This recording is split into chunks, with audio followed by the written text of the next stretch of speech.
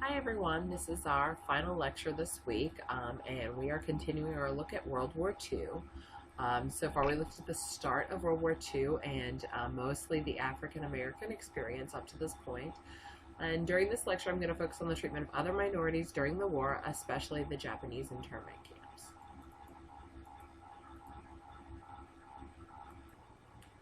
So some other minorities, how they were affected during World War II. Was the Mexican and the Mexican Americans. So as I discussed when I talked about the Second Great Migration, there's a huge move of African Americans to the north into more urban and industrial areas, and this really affects the South. And there's actually a farming labor shortage because of the wartime industry in the Second Great Migration. So in 1942, there's the Bracero. So sorry, excuse me.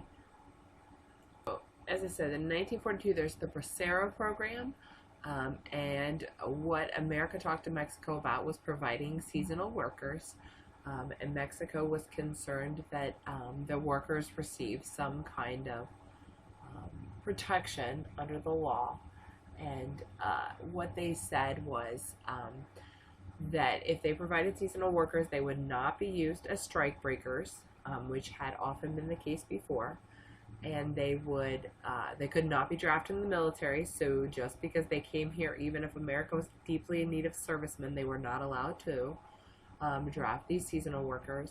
And then they had to be hired for year-long contracts, which gave them some financial and economic stability. Also, that American officials provided the transportation, and I think that's more of a security thing. So 200,000 Mexican farm workers entered under this program, and then probably about the same many entered at the same time as undocumented workers. For Mexican Americans, more than 300,000 served, and they earned the highest percentage of congressional medals of honor of any racial minority. Despite the need for Mexican American workers and Mexican workers and their brave service during World War II, there's a lot of negative anti-Mexican editorials, and there's racial incidents. So I don't know how many of you have heard of the Zoot Suit riots. Some of you may be familiar with the song, but it's actually based on a week-long riot in 1943, where several thousand off-duty sailors and soldiers, and worked with local whites in Los Angeles. And basically what they did is they rioted through the streets for like a week, and they assaulted Hispanics, African Americans, and Filipinos. And they targeted them often based on the zoot suits, which were popular in the Hispanic population at the time. So I have here just an idea of what that looks like.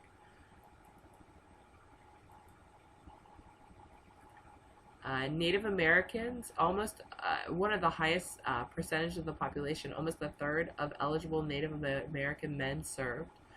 And they did serve for a lot of reasons. One, World War II ended all the New Deal programs. Native Americans had some New Deal programs that were directed at them and were helping them because they were one of the groups particularly hit hard by the Great Depression. So World War II ended all those programs. Also, many of them viewed fascism as just as much a threat to their own country. They're now citizens, and they saw that. And they saw that as a threat to their country, and the same feeling of patriotism that any American citizen would feel. They actually served in integrated forces and were not segregated separately. And they made an important contribution to World War II, which many of you may be familiar with as code talkers.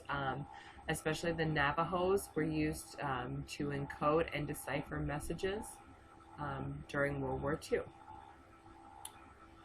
So I'm going to talk a little bit about women next. Women do get requested into wartime industries. World War II is one of the first. Some people argue that World War I is the first total war, but World War II, even more so, is an entire society getting involved and um, getting behind the war effort. So what that meant was, as men went off to war, women were needed in the war industries. Um, they usually were hired for menial jobs, less skilled and lower paid. Um, and a common theme in the war, as the propaganda and the language, was for the duration. And that's important to understand, because what was made clear to women was they were being asked to participate in these new industries, but only for the duration of World War II. They were not expected to keep their jobs after the men came home from war. That these were not permanent positions, in other words. Um, in addition to women's involvement in the wartime industries, they were also involved in the armed services as well. There was the Women's Army's Auxiliary Corps, which were a WAC, the Women's Air Force Service Pilots, WASP, and the Women Accepted for Voluntary Military Service, WAVES, so WAC, WASP, WAVES. So in this category, there are minority women, and they're likely to experience issues and barriers both from being African American or Mexican American or Japanese women, we'll talk about later, and from being women. So they're likely to experience double the barriers. And for example, as I already said, the WAVES did not accept African American women until like the last year of the war. So that's important to note, that they experience these extra issues.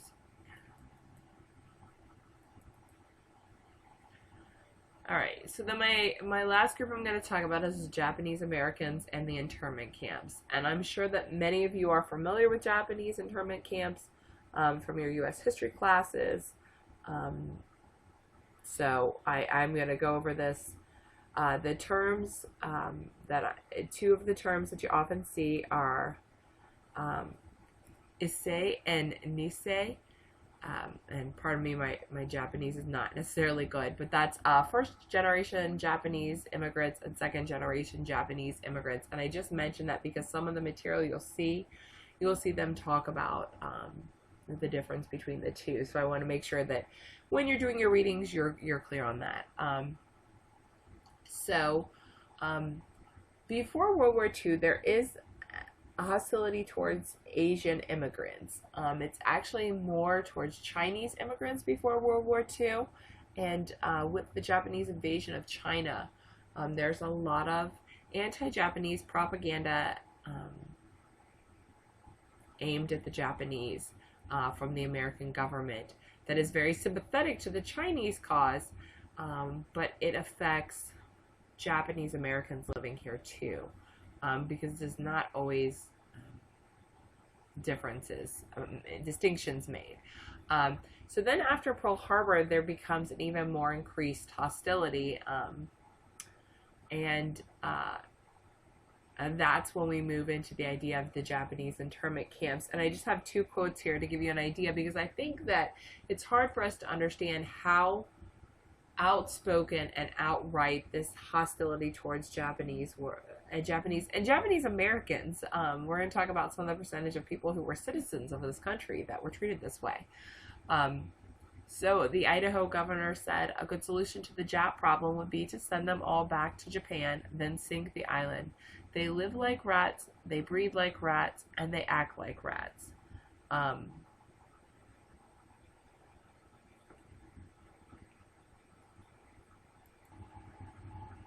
So, and then General John DeWitt, who was actually the head of the Western Defense Command, in charge of a lot of the relocation efforts, said a Jap's a Jap. It makes no difference whether he's an American citizen or not. I don't want any of them. And those are some really harsh statements by people in charge of our government about the citizenship and the civil rights of these Japanese Americans. So next is the Executive Order is 9066. And basically what it does is it relocates all Japanese, whether they're Japanese American or non-American citizens, to relocation centers or internment camps, and the time frame is about 6 months. So in a 6 month span, over 110,000 Japanese Americans are relocated. And just, I mean, if you can, just put yourself in their place. You know, they're forced to move from their homes. They're forced to sell all of their possessions, but like a small amount they were allowed to bring with them. That included businesses and properties. You know, for example, this is a Japanese-owned grocer in this corner here, and that's the sign he hung the day after Pearl Harbor. I am an American. So already right after Pearl Harbor, he was feeling the pressure to say, I don't see myself as Japanese. I see myself as an American. So they're forced to sell their homes, their properties, their businesses, etc. And because they had to sell them so quickly, they had to take less than the actual face value of pretty much everything. So it's a huge loss in money and property and their homes. I just can't emphasize enough what a huge uprooting this was. So more than 60% of the Japanese relocated were actually Japanese Americans. They were American citizens. And about a third of them were under the age of 19. And, you know, these were internment camps, and I know some people will, you know, of course, make connections to Hitler and German internment camps, and there is some connection between a concentration camp. Now, clearly, these are not death camps, but they're also not pleasant places to live. They don't usually have enough food. They don't usually have enough shelter. They don't usually have enough clothing. They don't usually have enough blankets. They don't have enough basic supplies, and they're only allowed to bring with them so much. One of the most amazing things is actually the improvements the Japanese Americans make. Despite everything that's forced on them, they take pride in their homes still. So, you know, they repaired their homes. They set up community watches. They you know, really improved these camps that they were forced into. So more than 33,000 left internment camps to serve in the military forces in a segregated capacity. So like so many of the minorities we're seeing during this period, they are recruited and willing to serve their country, even though they've asked their families and continue to ask their families to live in these kind of segregated places. So, you know, it's really amazing what they were willing to do.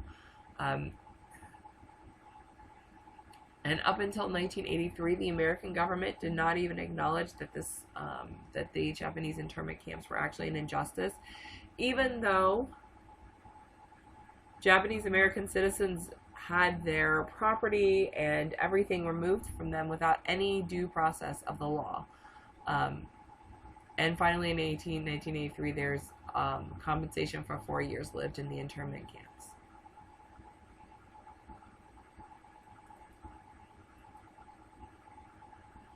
Okay, so conclusion to my World War II lecture, my second World War II lecture. You know, much like the African American lecture, you're going to see that minorities experienced both opportunity and discrimination during World War II. And it's important to note that you know, these opportunities were very limited. But perhaps worse was the Japanese internment camps, where citizens had their civil rights removed completely without due process of the law. They were basically treated as prisoners of war and imprisoned in these relocation centers, not allowed to leave, under armed guard. As I said, not always with sufficient supplies to maintain themselves. And then their young men were asked to go and serve the military. So it's the World War II is really a rough time for civil rights.